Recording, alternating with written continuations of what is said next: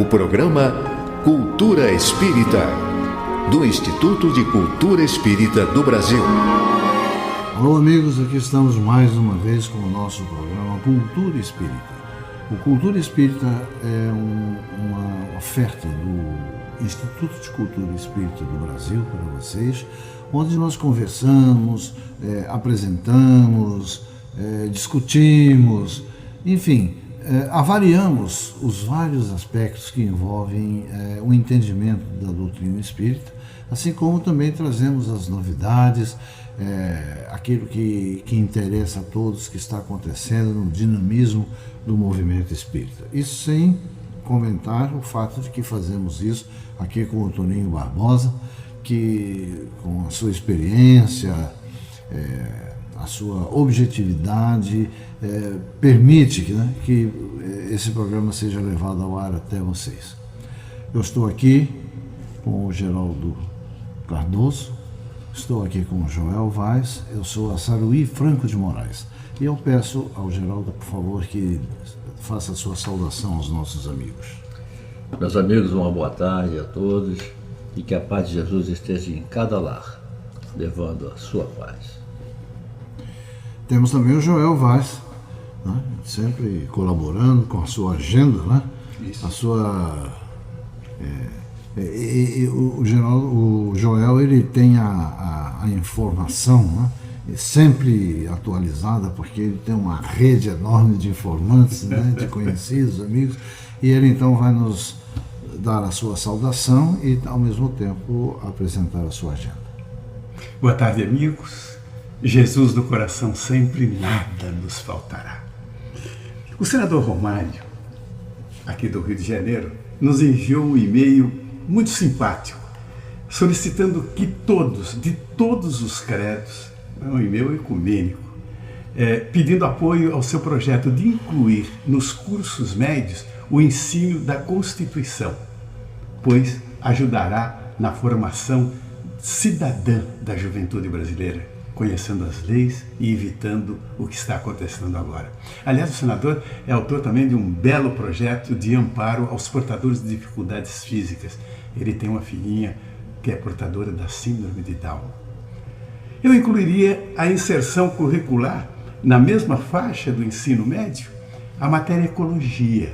Certamente ajudaria no desenvolvimento do amor pela natureza, o amor à vida. Certamente o planeta, em particular, nosso Brasil, estaria num cenário muito mais adequado à sobrevivência.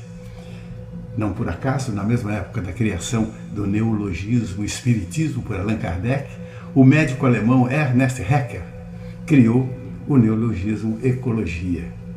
Alguns estudiosos da doutrina espírita encontram uma íntima ligação entre estes dois momentos históricos. E por falar em amor à vida, no próximo domingo, dia 8, o jornalista e, para mim, extraordinário expositor espírita André Trigueiro estará na sede do Grupo Espírita Obreiros do Bem, leia-se Hospital Psiquiátrico Espírita Pedro de Alcântara, apresentando o seu livro Viver é a Melhor Opção. Às 11 horas ele faz uma palestra sobre esse tema e às 13 horas haverá um almoço fraterno em benefício das atividades do hospital nessa espera que já está chegada das obrigações com o 13º, sempre muitas necessidades. O Obreiros do Bem fica na rua Santo Alexandrino, 667, no Rio Comprido. Essa palestra do Trigueiro é imperdível, eu estarei lá. Ainda da Associação Obreiros do Bem, o Bazar Beneficente de Fim de Ano, que reúne peças de vestuário masculino e feminino, doadas por fabricantes, e bem como produtos para o lar, novinhos, por preços inacreditáveis. Uma calça R$5, uma camisa R$3, coisas assim. Claro que também tem doações de produtos usados, mas em perfeito estado. O bazar está montado até o dia 6 de novembro, das 9 às 17 horas, na Rua das Laranjeiras 43. É um shopping e fica numa loja ao lado das lojas americanas. Belíssima ocasião para fazer as compras de Natal para a família toda e exercitar a caridade generosa, solidária. Nossa querida amiga, atriz e grande trabalhadora do movimento espírita, uma médium especial, nossa companheira lá no Grupo Vanucci, a Eliana Narducci, que também é uma ativa protetora dos animais, nos pede socorro para os animais que vivem em logradouros públicos, chamados grupos de animais comunitários. Olha que nome interessante. E que estão sendo ameaçados de extermínio por predadores e toda sorte de gente sem o menor escrúpulo. Ela pede proteção, que nós solicitemos ao prefeito Eduardo Paes que estabeleçam a aplicação do projeto de proteção dos animais de rua. E fatalmente isso acontecerá. Ainda nos dias 8, a tradicional obra espírita Leon Denis faz um trabalho bonito sobre Joana de Ângeles. E hoje, no Teatro Vanucci, às 19h30, nosso querido amigo Cláudio Aparecido Ribeiro, do Quinto Céu, falará sobre finados, céu e inferno. Teatro Vanucci, terceiro piso, estarei lá esperando por todos os amigos. Continue ouvindo o nosso gostosíssimo programa Cultura Espírita. Bem, Geraldo, então nós temos agora a nossa parte aqui de perguntas e respostas, né? Exato. Pediria a você, por favor, que lesse as perguntas que nós temos. Selecionamos perguntas enviadas pela ouvinte Mônica Sancler Barbosa, de Partido Alferes, do Rio de Janeiro. Primeira pergunta. Devemos aguardar algum tempo para sepultar depois de constatada a morte cerebral do indivíduo? E se o corpo for cremado? Em caso de morte cerebral, é prudente que se espere por um certo tempo até que as funções vitais orgânicas se esgotem, para que se caracterize a morte propriamente dita. Esse tempo varia de indivíduo para indivíduo, e como tudo está atrelado às leis divinas, certamente que depende da necessidade de cada um. Todavia, é fundamental que um médico ateste que as funções vitais se esgotaram. Só depois é que se pode pensar em qualquer providência. Agora, quanto ao ato da cremação, ele deve ser pensado e a sua conveniência deve ser avaliada, pois se o espírito não tiver entendimento da existência da vida espiritual, ele poderá sofrer uma perturbação momentânea, caso esteja assistindo ao próprio ato do seu velório, vamos dizer assim. Né? É claro que me refiro aos ambientes familiares, onde as pessoas têm noção dessa decisão e sua consequência para o espírito que retorna à pátria espiritual. Quando não existe esse cuidado e a família não tem consciência da continuidade da vida, então nada pode ser feito para se evitar a cremação apressada. Entretanto, a queima do corpo físico nada significa para os que dele se desprendem com serenidade e compreensão dos ensinamentos da espiritualidade. Pergunta seguinte. O centro espírita deve utilizar-se das práticas de cromoterapia, cristalterapia, receituários, regressão de memória, velas, imagens ou rituais em seus trabalhos? Olha, Geraldo, a casa espírita que se orientar pelos ensinamentos dos espíritos superiores não realiza tais práticas, pois elas nada têm a ver com a doutrina codificada por Allan Kardec. O Espiritismo ele ensina tão somente a moralização do indivíduo e suas práticas são desprovidas de aparatos exteriores. Suas terapias, como as de Jesus, fundamentam-se na instrução moral e na reposição de energias e fluidos espirituais, feita pela imposição das mãos, que são os passes. Os centros que praticam tais terapias ou rituais, eles têm liberdade para fazê-lo. Porém, não deveriam considerar-se espíritas. Infelizmente, os centros espíritas estão cheios de modismos e doutrinas estranhas, oriundos da falta de conhecimento da doutrina básica. Não há como saber separar joio do trigo se não soubermos identificar um e outro. Isso só é possível com o estudo sério, disciplinado e sincero das obras da codificação kardeciana. Você veja bem, Geraldo, até existem casos que não estão atrelados especificamente a essas situações que a ouvinte perguntou, mas nós estamos vendo aí casas espíritas que estão se atrelando a homenagens.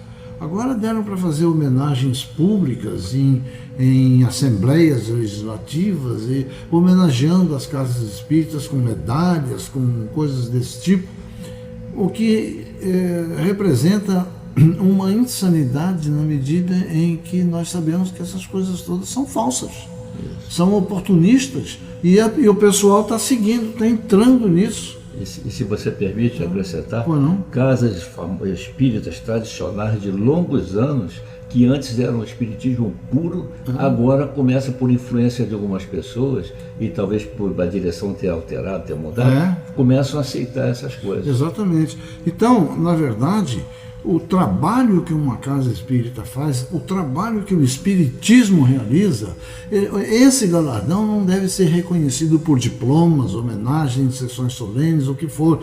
O reconhecimento disso é divino. Exatamente. Entendeu? E ele virá naturalmente. Não é?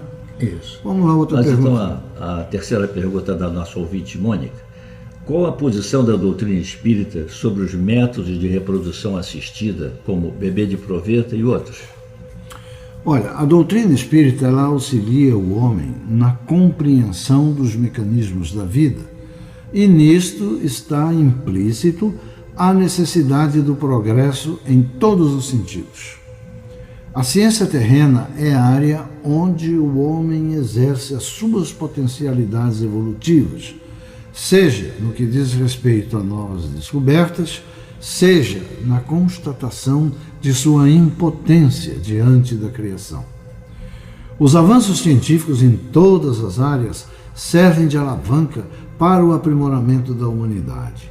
E em tudo está a sabedoria divina, que vê com naturalidade as tentativas do homem em busca de si mesmo e seus esforços de melhoria. Todas as investidas ousadas do homem no campo da ciência estão sob o controle da ordem universal, embora os cientistas não acreditem muito nisso, né? Enquanto não subverterem o equilíbrio do orbe, serão consentidos por Deus, que é a inteligência suprema que a tudo rege e provê. Os bebês de proveta são uma realidade e é uma conquista do homem nesse campo, resolvendo problemas de muitos casais sem filhos.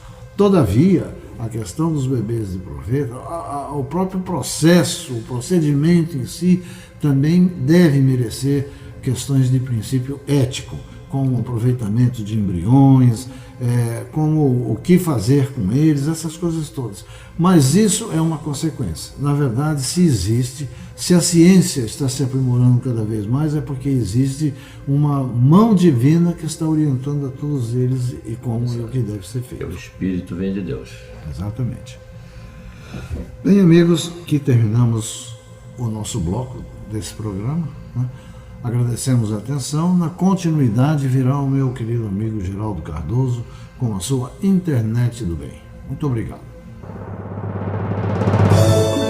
Instituto de Cultura Espírita do Brasil. Meus amigos, a Internet do Bem apresenta um PPS que tem como título Aula de Mestre. Um ilustre e competente professor de universidade, ao proferir seu discurso como paraninfo de uma turma de engenharia, escolheu como tema a diferença entre os países industrializados e os que apenas exportam matéria-prima. Depois de cumprido o protocolo habitual, diante de uma plateia de formandos acompanhados de seus pais, discursou sobre o Brasil, falando com firmeza e extrema simplicidade. Na impossibilidade de reproduzirmos a íntegra dessa importante aula de civismo, dela extraímos os tópicos mais relevantes. Diz-nos o professor: para mim, é um privilégio ter sido escolhido paraninfo desta turma. Esta é como se fora a última aula do curso.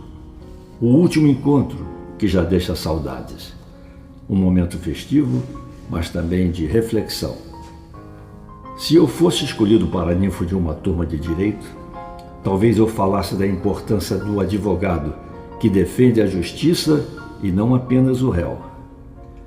Se eu fosse escolhido paraninfo de uma turma de medicina, talvez eu falasse da importância do médico que coloca o amor ao próximo acima dos seus lucros profissionais. Mas como sou paraninfo de uma turma de engenheiros, vou falar da importância do engenheiro para o desenvolvimento do Brasil. Porque, quando nós colhemos um cacho de bananas na bananeira, criamos apenas um emprego, o de colhedor de bananas. No entanto, quando a vovó ou a indústria faz a bananada, ela cria empregos na indústria do açúcar, da cana-de-açúcar, do gás de cozinha, na indústria de fogões, de panelas, de colheres e até de embalagens, porque tudo isto é necessário para se fabricar a bananada. Resumindo, 1 quilo de bananada é mais caro do que 1 quilo de banana, porque a bananada é igual a banana mais tecnologia agregada, e a sua fabricação criou mais empregos do que simplesmente colher o cacho de bananas na bananeira. Agora vamos falar de outro exemplo que acontece no dia a dia do comércio mundial de mercadorias. Em média, 1 quilo de soja custa 10 centavos de dólar. 1 quilo de automóvel custa 10 dólares. Isto é, 100 vezes mais. 1 quilo de aparelho eletrônico custa 100 dólares. 1 quilo de avião custa 1.000 dólares, ou seja, 10.000 quilos de soja. E 1 quilo de satélite custa 50.000 dólares, 500 toneladas de soja. Vejam, quanto mais tecnologia agregada tem um produto, maior é o seu preço, mais empregos foram gerados na sua fabricação. Os países ricos sabem disso muito bem. Por isso, eles investem na pesquisa científica e tecnológica. Por exemplo, eles nos vendem uma placa de computador que pesa 100 gramas por 250 dólares. Para pagarmos esta plaquinha eletrônica, o Brasil precisa exportar 20 toneladas de minério de ferro. A fabricação de placas de computador criou milhares de bons empregos lá no estrangeiro, enquanto que a extração do minério de ferro cria pouquíssimos e péssimos empregos aqui no Brasil.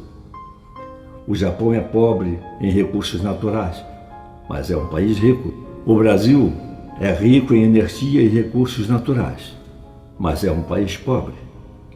Os países ricos são ricos materialmente, porque eles produzem riquezas. Quanto mais riqueza produz, mais rico fica. País pobre é aquele que não consegue produzir riquezas para o seu povo. Se conseguisse, não seria pobre, seria país rico. Para que o nosso Brasil se torne um país rico, para que seu povo possa viver com dignidade, temos que produzir mais riquezas. Para tanto, precisamos de conhecimento, ou seja, tecnologia, já que temos abundância de recursos naturais e energia. E quem desenvolve tecnologias são os cientistas e os engenheiros, como estes jovens que estão se formando hoje. Infelizmente, o Brasil é muito dependente da tecnologia externa. Quando fabricamos bens com alta tecnologia, fazemos apenas a parte final da produção. Por exemplo, o Brasil produz milhões de televisores por ano e nenhum brasileiro projeta televisor. O miolo da TV, do telefone celular e de todos os aparelhos eletrônicos é todo importado. Somos meros montadores de kits eletrônicos. Casos semelhantes também acontecem na indústria mecânica, de remédios e, por incrível que pareça, até na de alimentos. O Brasil entra com a mão de obra barata e os recursos naturais.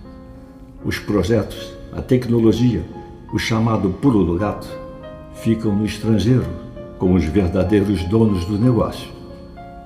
Temos que continuar formando engenheiros com conhecimentos iguais aos melhores do mundo.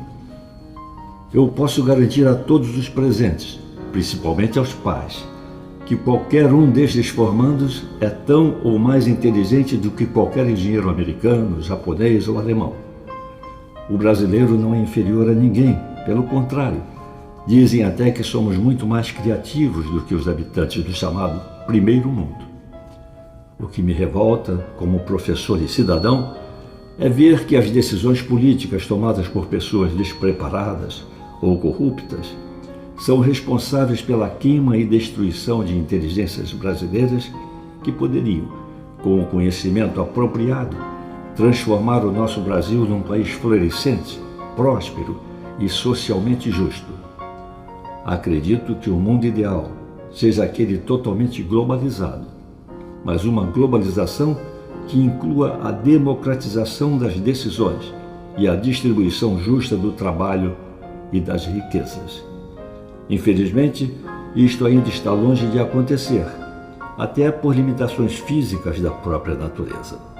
Assim, quem pensa que a solução para os nossos problemas virá lá de fora está muito enganado. Tal solução está na construção de um Brasil realmente moderno, mais justo, inserido de forma soberana na economia mundial, e não como um reles fornecedor de recursos naturais e mão de obra aviltada. Quando isto acontecer, o nosso país poderá aproveitar de forma muito mais eficaz a inteligência e o preparo intelectual dos brasileiros e, em particular, de todos vocês, meus queridos alunos, porque vocês já foram testados e aprovados.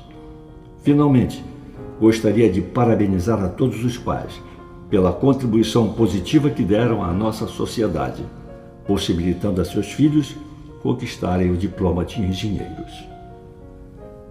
Meus amigos, o nosso Brasil será aquilo que dele fizermos. O jovem, enquanto jovem, deve estudar, esforçar-se por adquirir conhecimento. Depois de formado, deve trabalhar e esmerar-se para produzir com qualidade. Conhecimento, trabalho e seriedade é a abençoada trilogia que nos conduzirá ao progresso. Que Deus nos abençoe. Instituto de Cultura Espírita do Brasil. Noticiário do Instituto de Cultura Espírita do Brasil, Neandertal Alves. Nós vamos divulgar para você tudo o que acontecerá no próximo sábado no nosso Instituto de Cultura Espírita do Brasil, na parte da manhã. Doutrina Espírita e Mediunidade, o estudo com Silvio Portugal, colaborador antigo do nosso ICEB. Você que estuda e aprecia a doutrina espírita, imperdível, Silvio Portugal, estudando doutrina espírita de 10h30 até o 12h30, e mediunidade de 10h30 ao 12h30, ele separa os grupos. Você que gosta e estuda o Esperanto, nós temos 2 cadeiras para você. Esperanto Básico 2, de 9 às 10h30 da manhã, no próximo sábado, no nosso ICEB, com Altamiro Rocha. E o Esperanto Básico 1, de 10h30 ao 12h, com Altamiro Rocha. Você que gosta do Esperanto, a língua da esperança, esta língua internacional, você conta com o ICEB e com Altamiro Rocha todo sábado. Na atividade de 2h da tarde, Luzia Matias, e o tema Autodescobrimento, da obra de Joana de Ângeles. Luzia Matias, o meu trabalho quando falo no ICEB a respeito de psicologia da gratidão, e do Rubim. Tudo isso gerenciado pelo nosso presidente de honra, infinitamente vitalício, se podemos dizer assim, o nosso professor Jorge André dos Santos. Então, no próximo sábado, Luzia Matias, Autodescobrimento, 2 da tarde, 15h45, 15 para as 4, a professora Luzia Matias com o tema Educação, da especialização à vocação, anotou? Eu queria destacar para você 2 obras imperdíveis no nosso ICEB. O DVD de uma mesa redonda maravilhosa. Presentes: o professor César Reis como mediador, Marcelo Nazaré, Rosa Martins, Jorge Pio e José Henrique Rubim. Este DVD, apenas para você no nosso ICEB, R$ 35. Você liga 2224-1060 ou 2224-0736. Vou repetir, 2224-1060 ou 2224-0736 e pede o DVD da Mesa Redonda Fronteira do Conhecimento, Ciência, Espiritualidade e Cura por apenas R$ 35. Uma outra obra que eu gostaria de indicar para você é o DVD de comemoração do aniversário de Jorge André dos Santos. O Dr. Henrique Rubim dissertou a respeito de pontos de destaque de todas as obras de Jorge Andréa. Imperdível, por apenas R$ 20. Você sabe, o nosso Instituto de Cultura Espírita do Brasil está localizado na Rua Ibituruna 53, Abrigo Teresa de Jesus, no Maracanã. O nosso telefone de contato 2224-1060, 2224-0736, 2224-1060, 2224-0736. Você pode rever, assistir tudo que nós temos no nosso portal e nos nossos programas de rádio. Se você tem acesso à internet, basta você digitar portaliceb.org.br. Se você tem tablet ou smartphone, você baixa o aplicativo TV ICEB e estará online conosco. Portal ICEB, evoluindo sempre. Este foi o noticiário do Instituto de Cultura Espírita do Brasil, Neandertal Alves, e até o nosso próximo programa. Pela Rádio Rio de Janeiro, o Instituto de Cultura Espírita do Brasil apresentou Cultura Espírita.